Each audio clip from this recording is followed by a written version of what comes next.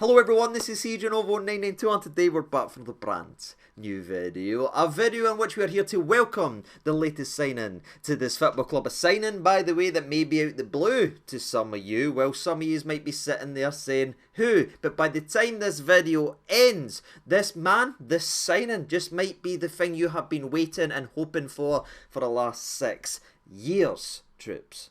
A right winger. And a genuine right winger, not a left winger that can play on the right, and not a centre attacking mid that can play on the right, and not a centre mid that can play on the right. We're no use to this type of stuff, but we might just have it now and might just have the answer to the Daniel Gundeus question is when are we actually going to sign someone that's comfortable in his preferred position is doing the right. Well, we've went ahead and done that. And that, for me, feels like a small win before he's even kicked football. Just didn't be guff, lad, and you're everything we've ever needed you to be. Now, of course, we haven't actually done a rumour video on this laddie because when it became apparent, that he was going to be signing for his football club, I says, if I fire this video out the new, it's just me taking the pure mick as I know it's going to happen. So I just thought I'd wait until it was officially announced to come ahead and talk about it. And again, we normally don't really like to dive in too much in terms of the type of details it is, because I just want to talk about the player. I want to talk about where he fits in. I want to talk about his history, which will be very interesting to some of you watching today's video. And I want to talk about where and how he can improve this football club. But I know people want to talk about the type of deal it is, so let's go ahead and do that now. The lad Czerny has went ahead and joined Rangers on a season-long loan from Wolfsburg. Now, there is a potential to buy, blah, blah, blah, and people can get lost in this. But for me, this is maybe the Sima replacement, if you want to talk about it just on paper, in terms of bringing in the exact same deal we had Sima last year, it seems we have now in Czerny, after it's not quite worked out in Germany, which we'll speak about down the road. Now, people might be upset about another loan and that, but I've not really got too many problems with loans as long as they're going to be good enough. They're not a project. We're not developing someone else's player for them to go back a better player next year. I want them to be able to impact the game, and I think if you look at this one, right winger, good pedigree, 26-year-old, ready to contribute right now, and a massive step up. For me, this is the loan deal you should be doing. No journeymen or struggling youth players that are needing some game time. This is the type of loan that you need. But with the kind of boring details out the way, let's actually go ahead and look. Let's have a peek under the hood and see what we've brought in to this football club to see how much it can improve us or how much of a gamble it actually is. And as always, we will start off with the old player profile. Now, as we do that, if you don't mind hitting that like button, that'd be greatly appreciated. Or if you could help us out to hit 70k, that would be sensational. But starting off with the details of what you should know, what type of player he is. Vaclav Cerny is a 26-year-old Czech internationalist who, again, is a right winger, a natural right winger. Have I died? But to be fair to the lad, he isn't just a one-trick pony, as he is naturally left-footed playing on the right. You can already tell what type of player he is. He loves to cut inside. Because he is left-footed, he has spent some parts of his career, or the occasional game, or the occasional minute, playing over in the left-hand side. And a wee scenario and a wee trickaroo that doesn't really happen much in football these days, but there is still areas of the game, there is still a couple of players that can do it, the old switcheroo. You start at the right, and then maybe if it's not working with the other guy, you switch around. You know what I'm talking about here? Yeah, he's done that a couple of times in his career, but again, by far where he's played the majority of his minutes and majority of his games is down that right hand side, and that is an absolute breath of fresh air. Again, as long as this guy knows what a football is and can take a touch that doesn't look like he's wearing cement filled timbies, this is a no-brainer. Now, the lad does stand just shy of 6 foot, round about that 5'11" mark, but I've rounded up, lad. I've got your back, Vaclav. But I'll be honest with you, he's not an aerial threat. He's not going to bring you that. You know how we talked about Sima last year, bringing him on loan? He'll get you a couple goals where he's got a wee bit of something there from set pieces, attacking and defending. That's no Vaclav's game at all, ladies and gentlemen. This man's threat comes from his direct running, his pace, and his ability to not only beat a man, but shift it out and get the shot away, or shift out quickly to get that pass. That's the exact type a player is. And normally when we get to these player profiles, we try and pick a comparison, to a Rangers player in the past, so we can sort of plant a wee bit of an image in the back of your mind, so you can sort of know what we could potentially be bringing in, or what you could potentially do for us. But to no one's real surprise, no one really fits the Czerny mould in terms of the Rangers sort over the last couple of years, in my opinion. I mean, the lazy comparison will be, oh, it's your next Ryan Kent. It's no at all, ladies and gentlemen. Yes, they're quick and they get beyond people, but that is it. It's real bottom barrel stuff. It's scraping the bottom of the barrel. They're completely completely different players. The closest player I would say was he's got a wee bit of the old Joe Aribo in him, if you catch my drift, because you think about it, how one-footed Joe Aribo is on that left foot, yet somehow, some way, his skill and quick feet always seem to get him on that left foot, despite us all knowing he wants to cut inside to it. But you know how he always got the space? Found that that's about as close as it actually gets. But in terms of a player and how he plays, he is completely different, so he does stand on his own in that way. Now, he does have a couple interesting nicknames, ladies and gentlemen. He's a bit like the Apollo Creed of the nickname world over in Czech, and one of his nicknames is the Czech Robin, and that probably tells you what you need to know about this lad. His left foot, and his preferred move is to run down the right and cut inside, and I could leave it right there and that would have been sort of surface level and it could have been fine, but I like to go a wee bit deeper. And what was actually interesting and really looking at this laddie, and what surprised me the most, because again, when I read that stuff, when I start watching this, I'm saying, right, I know what type of player he is already, I didn't, and then I'm going, wait a minute, and it gets a wee bit deeper, because he does love to shift in, and you can see his natural game is running, trying to shift, but what he's so damn good at and what he's so damn underrated at is when he does cut inside, the amount of goals this laddie scores for then cutting back onto the right foot, faking he wants to go in with the left, putting it down to his right, is absolutely outrageous. And it was surprised me in watching it, and then I started to see just how many he scored like that, and I went, wait a minute, this laddie's a genuine dual threat from the left and he's right. If you try and play him inside, he'll cut down the right, score or assist. With his right, if you try and cover the right and force him inside, then you're just playing to his best foot, and good luck with that one. So there is genuine threat there. And again, you could probably tell the excitement in my voice, it's not really been there for a couple of the signings we've made over the last couple of years, or a couple of the videos, but it's just nice to see exciting threat, and I can see him being one of the players. Every time he gets it, we're all like that, and we have been craving that down the right hand side for, again, as long as I've had these greys. I was black-headed the last time we had a right winger. Now I'm sitting here looking like Gandalf pre the White Wizard. And unusually, ladies and gentlemen, whenever I make these types of videos, especially after a player's just played 1 year at a club, there's usually a lot of negativity around the laddie, and you know what I mean, I'm having to use Google Translate for words I can't put in videos. But the weirdest thing that's happened is all I see is real praise and positivity about him, which is really, really confusing. I mean, one of the main things that people say is when he's on that park, he is a great player. Now, I know every single Rangers fan's spine just tingled there, because you've heard when they're on the park, and we've instantly hit that PTSD, and we're going through all our players that we think of when they were on the park. They were great. It's the Roofs, the Jacks, blah, blah, blah. You can go right through them. And I know yous are all scared right now, but the history and injury history of this laddie is well documented, and the word history is key in that part of the conversation. But we will break all that down over the next couple minutes when we get to the numbers part. Don't worry. But before we really start to dive into those numbers and stats, just to give you a little bit of a teaser to finish off his player profile, as he does actually have a wee bit of history with a certain number 99 for this football club by the name of Danilo, as they both played in the same side 20 in the 2020 season, ironically. And what was great is they showed absolute chemistry on the park. You had Danilo scoring 17 goals and grabbing 5 assists. You had Vaclav having 13 goal contributions in 17 games before that injury. Don't worry, we will get there. So there is natural chemistry there. Both of them pacey, directness, some of the play, some of the goals they created and scored for themselves was a genuine joy. And when I first noticed, I went, oh my god, that's our player. Are we actually going to see some good attacking play at Rangers? That's exciting. They showed it in glimpses before injury cut down Vaclav. Hopefully, ladies and gentlemen, and the key word is hopefully, they're able to replicate that at Rangers, but this time throughout an entire season, because if they can, the numbers they put together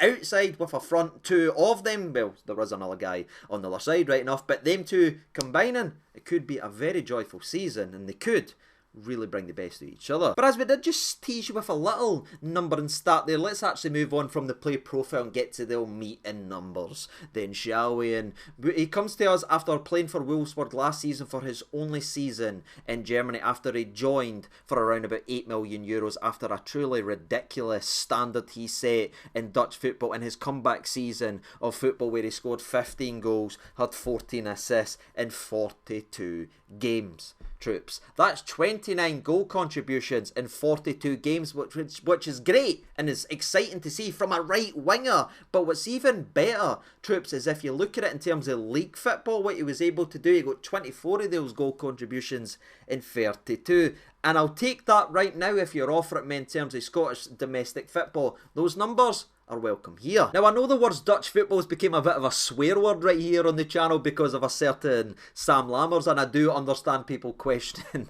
that league and questioning the players from that league. But to be fair to the lad, if you want to move that to one side, the same year he done all that in Dutch football and was performing at that level, he played 5 international games for Czech and he scored 5 in those 8 games, including 3 goals in 5 European qualifiers. So you can understand why Wolfsburg went, yeah, I want that. But where everything so far is kind of sunshines and rainbows and we're building towards excitement and building towards success with Černý, his move to Germany would hopefully have had that as well, and that's what we can talk about, but we can't really break that down as it just never worked. Despite a phenomenal season for both club and country, when he went to Germany, it just didn't gel. Now, to be fair, Wolfsburg did sell a lot of the players that they did struggle throughout the season, finishing 10th last season, but they lost the likes of Mickey van de Ven to Spurs for 40 odd million. They lost Felix to Dortmund for 30 million. A lot of their best players were cherry picked, which is kind of a part and parcel if you are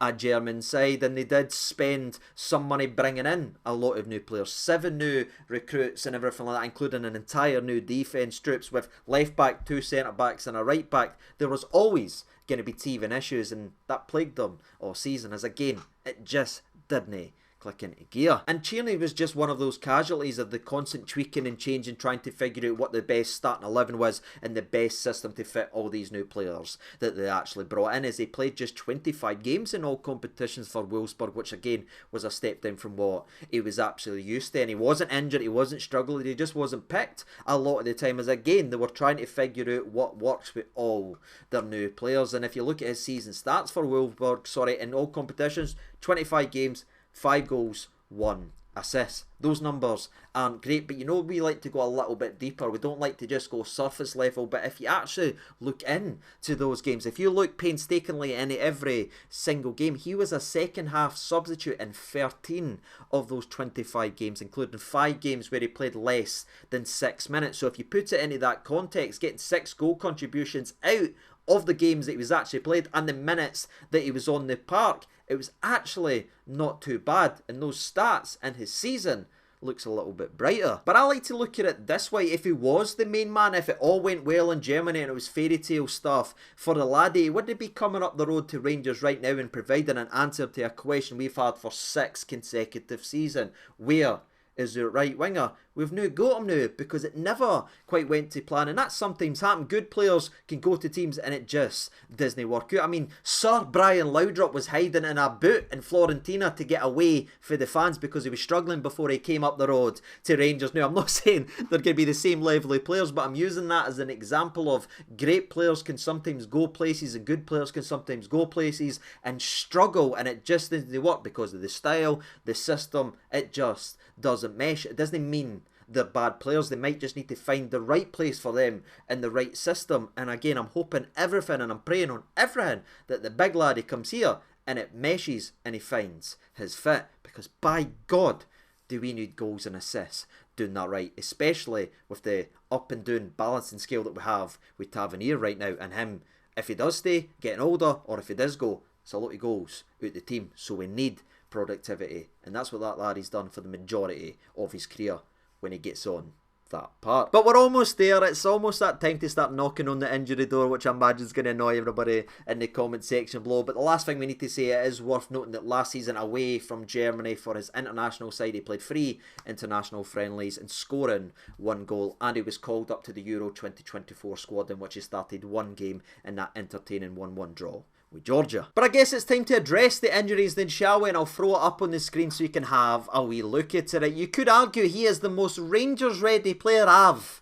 ever seen. He ticks every single box in terms of the injuries, and again, lazily it does sound like we've brought in another injury prone player, injury this, injury that, but if you actually pay attention to it, ladies and gentlemen, the man hasn't had an injury in 4 years now, nearly. If we're actually being fair to the laddie, it's been a very long time. Since he was 21, the last time he got a serious injury that missed any game time. Now, it's not great to see that he's had 2 consecutive injuries, or 2 separate injuries, I should say, that made him miss over 45 games. That's horrible to actually read. But again, it was early in his young career. He was still developing, he was still learning. Connor Barron had the exact same at Kelty Hearts and Groen when he was going through the motions at that young age. We've seen it before. It can actually happen, and what I will say is, again, it's been 4 seasons since this laddie's had a meaningful injury that's made him miss more than 1 game, and I can just hope, again, with the old fingers crossed, that he continues to stay free from the injury bug. Now, history suggests at this football club he won't, but he seems to put it behind him. But I felt like I had to address it because I'm already seeing stuff about injury prone this, injury prone that. It's not really fair, the player. It's been 4 seasons since he's done it, so let's put out some positivity, manifest some good things for the laddie. No being downbeat because he was injured when he was 19, 20 and 21 years old. But of course, those lengthy injuries early in his career obviously impacted his overall games played, especially at the age of 26. So let's go ahead and look at that now then, shall we? At the age of 26 years old, the man has played 237 games for both club and country, in which he has 70 goals, 56 assists, by the way, which is actually pretty damn saucy, that if you slap that together, he averages a goal or an assist every 1.8 games throughout his career, which again is a joke when you put it into the context that he is for club and country. Now, there is 20 odd goals that have been in the 2nd division when he was earning his roots and grafting and everything like that, but again, it's still professional football. I didn't like looking at the youth stats, and I've took a lot of them off.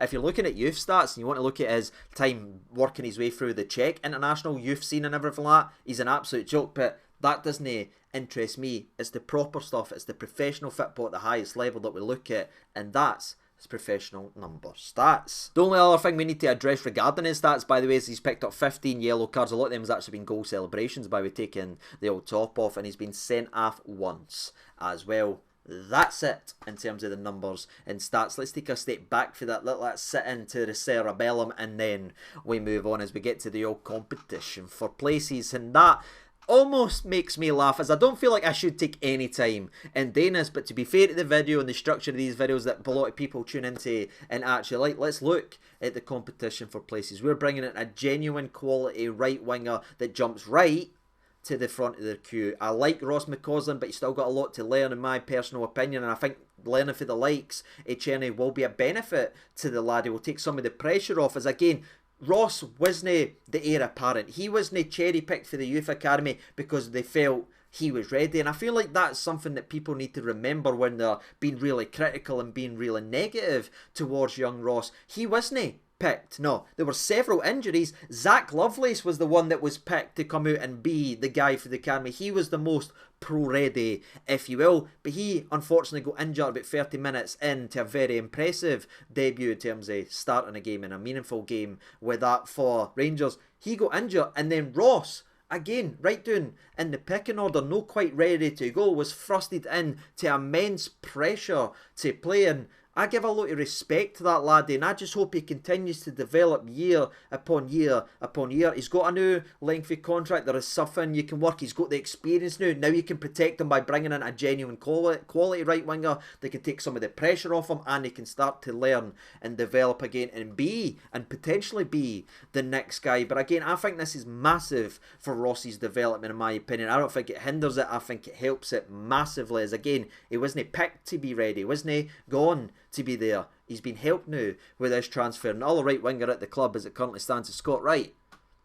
I'm not doing it. I'm not doing it. Some things just didn't need to be said, and I feel like I've done it right there. That's how I see the competition for places. I think he jumps up right up to there, and honestly, a front three of Cortez, Danilo and Czerny is a completely different animal to what we've had. Every single one of them has pace. Every single one of them can do the press that Clement wants. There's no one that can, one that can't, one laddie getting played out of position, one laddie that's no ready. All the questions of Clement's system, all the questions of the press not working, all the questions of this, that, should be answered, and and the other side of it, there's no more excuses for Clement now. He's got players that can apparently do what he wants them to do. Now it's on him to put them in positions that we can actually go ahead and see it. And again, if I see glimpses of what I saw with Czerny and Danilo last time, it should be an absolute joy. And having the threat of Cortez down the left-hand side is probably our most balanced front three in terms of quality and pace since, I don't know when. I mean, I love the Moreloses, the Kents. I really like Cholak when he was here. Dessers had moments and that, but it was always like one or two, you know what I mean? Aribo was sometimes good with Morelos. Aribo was sometimes good when Kent was good, but Morelos was off the game. It's been a while since we've had three guys firing in all cylinders, and I think the front three we now have could potentially be that. But again, it's all ifs, maybes and buts. We can say what we can say as fans. We can dream the way we want to dream as fans. It's on them to go over the white line. Transfers fail, transfers succeed. Boys you think are going to be surefire successes, flops. Lads you get really excited, or no excitement about, and everyone's like, who is that? Ends up being mainstays, the likes of Calvin Bassett. It's all just a painful merry-go-round. I just hope this one has a happy ending, as it could and should be the answer to the question we've been waiting for far too long. But that's my thoughts and opinions. I'm very excited to see the laddie play. What about you? Let me know your thoughts and opinions down there in the old comment section below. Are you happy, mad, sad or glad? Let me know and I'll see you in the comments. All the best everyone, and bye.